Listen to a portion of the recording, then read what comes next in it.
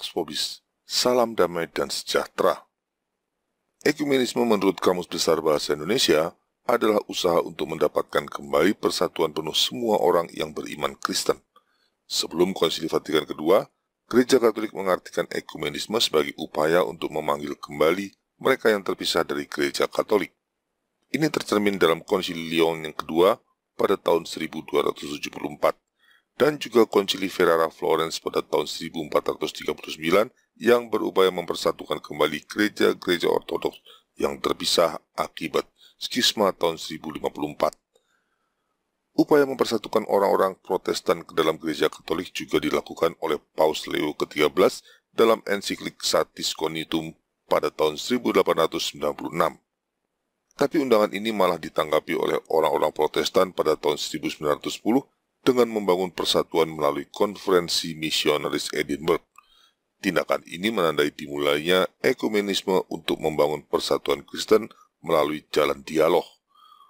Upaya persatuan Kristen di luar Gereja Katolik ini kemudian dikecam oleh Paus Pius ke-11 dalam ensiklik Mortalium Animos pada tahun 1928. Pada tahun 1948, gereja-gereja ortodoks seperti melecehkan sikap Gereja Katolik malah ikut mendukung ekumenisme baru yang digagas oleh denominasi-denominasi Protestan ini dengan bergabung dalam Dewan Gereja-Gereja Sedunia atau World Council of Churches. Semangat ekumenisme ini akhirnya juga mempengaruhi Gereja Katolik melalui kaum modernis dan progresif. Sejak Konsili Vatikan II, Gereja Katolik mulai mengubah sikapnya dengan tidak lagi menekankan perlunya ekumenisme yang mensyaratkan persatuan kembali ke dalam Gereja Katolik. Sebaliknya, Gereja Katolik pasca konsili membuka kemungkinan adanya persatuan gereja di luar Gereja Katolik. Tepat seperti gagasan ekumenisme yang sudah dikecam oleh Paus Pius ke-11 dalam Mortalium Animos. Setelah Gereja Katolik bergabung dalam ekumenisme, maka seluruh kelompok Kristen sepakat untuk membangun persatuan Kristen melalui upaya dialog. Sejak saat itu, ekumenisme mulai menunjukkan wajah sesungguhnya yang jahat karena upaya dialog demi persatuan ini diperluas cakupannya dengan melibatkan agama-agama lain. Saya akan berikan ilustrasi sederhana mengapa ekumenisme berlawanan dengan kehendak Tuhan. Ketika Katolik, Ortodoks, dan Protestan bersatu dalam semangat dialog, yang menjadi dasar persatuan adalah iman akan Allah Tritunggal yang dapat disepakati bersama. Jika Katolik, Ortodoks, dan Protestan yang memiliki banyak perbedaan bisa dipersatukan melalui dialog, mengapa tidak memperluas persatuan itu dengan agama-agama Semitik lainnya demi perdamaian? Maka persatuan pun diperluas dengan mengikut sertakan Yahudi dan Islam. Kini dasar persatuannya bukan lagi Allah Tritunggal yang tidak dipercaya oleh Yahudi dan Islam, tapi Allah yang Esa. Jika Kristen, Yahudi, dan Islam yang memiliki ajaran berbeda bisa dipersatukan melalui dialog, mengapa tidak memperluas persatuan itu dengan agama-agama lainnya, termasuk agama-agama pagan demi perdamaian dunia? Maka persatuan pun diperluas dengan mengikut sertakan semua agama. Kini dasar persatuannya bukan lagi Allah yang Esa, tapi Tuhan saja, tanpa peduli apapun konsep tentang Tuhan itu, agar semua agama dapat bersatu di dalamnya. Akhirnya, setelah semua agama dapat dipersatukan dalam semangat dialog, mengapa tidak memperluas lagi persatuan itu dengan melibatkan kaum ateis dan agnostik demi perdamaian dunia yang lebih universal? Maka persatuan universal diupayakan dengan mengikut sertakan semua golongan, baik beragama maupun tidak. Kini dasar persatuannya bukan lagi Tuhan, tapi persaudaraan manusia, atau human fraternity. Dengan demikian, ekumenisme yang awalnya hanya persatuan Kristen akan berakhir pada persatuan universal manusia tanpa Tuhan dalam gereja antikristus. Singkatnya, gereja Kristus universal yang didirikan Tuhan ditinggalkan dan digantikan oleh gereja antikristus universal ciptaan manusia yang terinspirasi iblis. Ini bisa terjadi karena sejak awal ekumenisme dibangun dengan prinsip yang salah, yaitu mengkompromikan kebenaran melalui dialog demi persatuan. Ketika persatuan dibangun dengan mengabaikan kebenaran atau mengkompromikan kebenaran, sudah pasti itu berlawanan dengan kehendak Tuhan. Dari buah-buahnya kita tahu roh apa yang ada di balik ekumenisme. Roh yang sama juga ada di balik skisma, reformasi, dan Konsili Vatikan II. Inilah penerapan strategi klasik iblis, solve et coagula atau ordo abcau, yang ditujukan untuk merebut kembali dunia dari gereja Kristus dan menggantikannya dengan gereja antikristus. Strategi itu diterapkan iblis dengan cara membuat perpecahan dan kekacauan gereja melalui skisma, reformasi, dan Konsili Vatikan II, lalu mempersatukan dan membangun kembali kekacauan yang terjadi ke dalam gereja antikristus rancangan iblis melalui ekumenisme. Upaya iblis membangun persatuan melalui ekumenisme pada tahun 1986 menghasilkan doa bersama semua agama di Asisi yang digagas oleh Paus Yohanes Paulus II. Dengan demikian, demi perdamaian dunia, perintah Tuhan yang pertama, jangan ada Allah lain di hadapanku, dilanggar secara terang-terangan.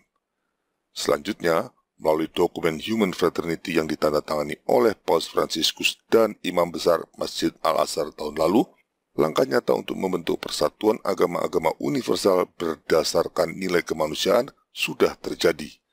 Ini selangkah lebih dekat menuju pembentukan satu agama global, yaitu gereja antikristus.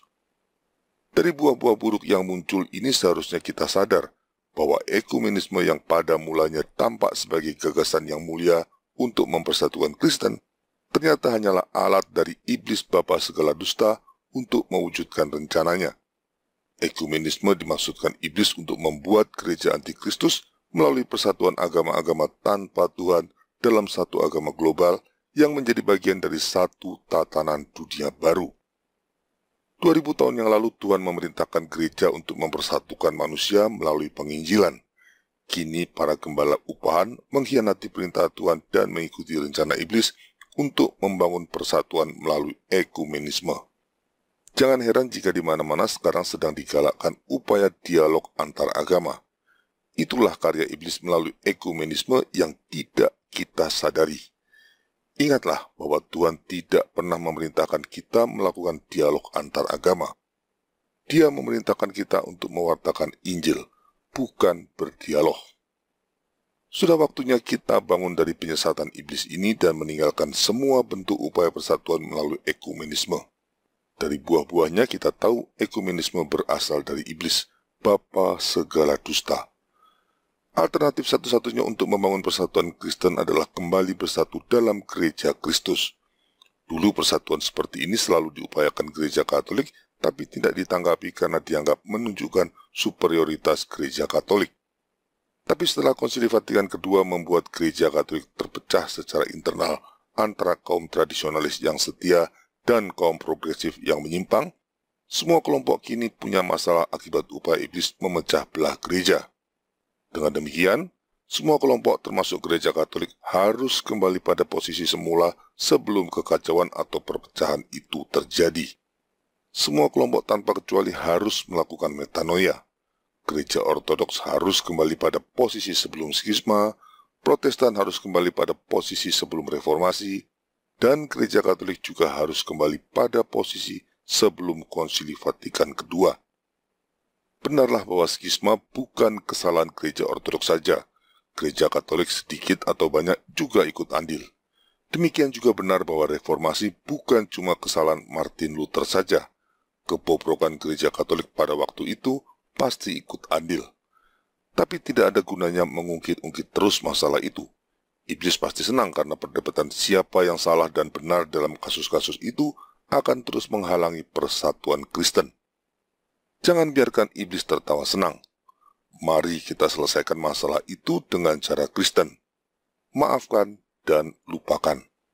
Dengan memaafkan dan melupakan segala pertikaian di masa lalu, kita bisa move on dari kondisi perpecahan yang dirancang iblis dan bergerak menuju persatuan yang dikehendaki Tuhan.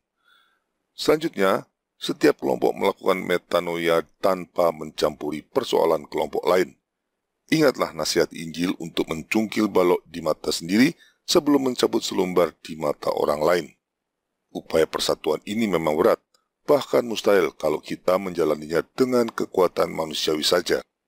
Terutama karena iblis pasti akan terus aktif untuk menghalangi. Oleh karenanya, upaya metanoia ini harus dijalani dengan pertolongan Tuhan yang kita dapat melalui cara yang khas Kristen juga, yaitu melalui kekuatan doa. Dengan pertolongan Tuhan melalui doa, kita semua akan dibimbing untuk melakukan metanoia ini demi persatuan gereja. Tuhan sendirilah yang menghendakinya. Ini bukan sekedar wacana, tapi kami sudah mempraktekkannya melalui grup FB sejak 2 tahun yang lalu dan berjalan dengan baik sampai hari ini. Kita membuat kegiatan doa bersama dengan menggunakan doa Mazmur Yesus yang bisa diikuti oleh semua golongan Kristen, baik Katolik, Ortodoks maupun Protestan. Doa ini berakar pada doa Yesus yang sangat dikenal dalam tradisi gereja Ortodoks, sehingga doa Mazmur Yesus tidak akan asing buat orang Ortodoks. Dalam doa ini, doa Yesus diucapkan sebanyak 150 kali yang dibagi ke dalam 15 dekade yang masing-masing diselingi dengan sebuah doa sederhana yang lain. Ini mirip dengan pola yang ada dalam doa Rosario yang sangat dikenal oleh orang Katolik. Dengan cara ini, orang Katolik pun akan mudah akrab dengan doa Mazmur Yesus. Selain itu, seluruh rumusan doa sederhana yang digunakan dalam doa Mazmur Yesus berakar pada teks Alkitab. Dengan cara demikian, orang Protestan juga dapat mengikuti kegiatan doa ini tanpa ada hambatan teologis apapun. Meskipun bukan sebuah kewajiban, doa Mazmur Yesus biasanya dipraktekkan dengan menggunakan kombos kini. Mengapa kombos kini? Karena kombos kini adalah tali doa yang secara tradisional sudah digunakan orang-orang Kristen, baik awam maupun religius, sejak abad ketiga, pada saat gereja masih bersatu. Dengan demikian, penggunaan kombos kini akan mengingatkan kita pada persatuan Kristen yang menjadi harapan kita bersama. Doa ini sangat sederhana, sehingga setiap orang dapat mempraktekannya, baik secara individu maupun secara berkelompok. Jika Anda tertarik, di channel Crusader Network tersedia video panduan untuk mempraktekkan doa Mazmur Yesus. Anda dapat menggunakannya untuk mempraktekkan doa Mazmur Yesus secara pribadi atau dalam komunitas Anda. Atau Anda juga bisa bergabung dengan grup FB kami untuk ikut dalam kegiatan doa bersama yang diadakan setiap malam. Selain itu, channel Crusader Network juga mengadakan retreat online setiap bulan yang dapat diikuti oleh semua orang. Itulah upaya-upaya sederhana tapi nyata yang dilakukan channel Crusader Network untuk ikut serta membangun persatuan Kristen melalui semangat metanoia. Dulu persatuan ekumenis terlihat sebagai upaya persatuan yang baik dan masuk akal. Namun sekarang kita semua sudah melihat buah-buahnya yang buruk dan tahu ke arah mana sesungguhnya ekumenisme akan membawa kita. Ekumenisme yang mengabaikan kebenaran demi persatuan sudah pasti bukan rencana Tuhan. Saatnya kita menolak ekumenisme dan beralih pada metanoia. Dalam metanoia, kita tidak akan mengorbankan kebenaran satu iota pun demi persatuan. Dalam membangun persatuan melalui metanoia, yang kita korbankan adalah ego kita. Karenanya, dalam iman kita bisa percaya bahwa upaya persatuan dengan metanoia ini sejalan dengan kehendak Tuhan yang ingin mempersatukan semua domba-dombanya menjadi satu kawanan dengan satu gembala. Dari hamba Kristus dan pelayan para prajurit Kristus, Viva Christo Rey.